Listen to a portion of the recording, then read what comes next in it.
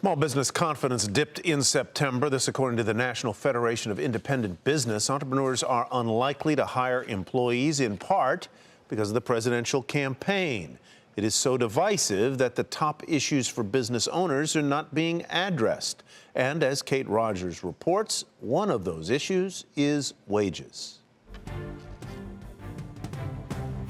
Small business owners like Sherry Woobin are grappling with the idea of higher wages. Woobin owns St. Joseph Equipment in La Crosse, Wisconsin, and pays workers well above minimum wage at between $14 and $15 an hour.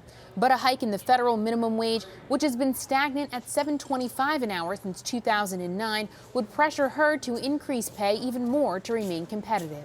Living here in western Wisconsin and in the Midwest, our cost of living is much lower. Housing is lower, education is lower, gas is lower, childcare is lower, education, all these things are lower. So we're not on par with the different coasts that we have both on the west and the east. We are middle America, and anything that you do on the west coast and try to bring here to the Midwest, we have to scale up. It's not just the wages. The cost of health care has increased each year, she says, nearly 30% in 2015 and 11% this year. A wage hike on top of the burden she's facing under the Affordable Care Act would be damaging. It greatly increases our cost of doing business. In Boulder, Colorado, Judy Amabile is hoping for wage increases at both the federal level and in her own state, which is one of 4 nationally voting on ballot initiatives to increase the minimum wage to $12 and beyond. Amabile's Product Architects, Inc. instated a higher pay several years ago and found it was good for business.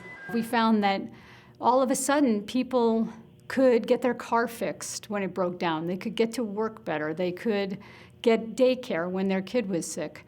So we had employees who were a lot more productive, and our turnover pretty much disappeared. Right now, 29 states and Washington, D.C. have wages above the federal floor of $7.25 an hour, and momentum has steadily built for an increase in the years to come.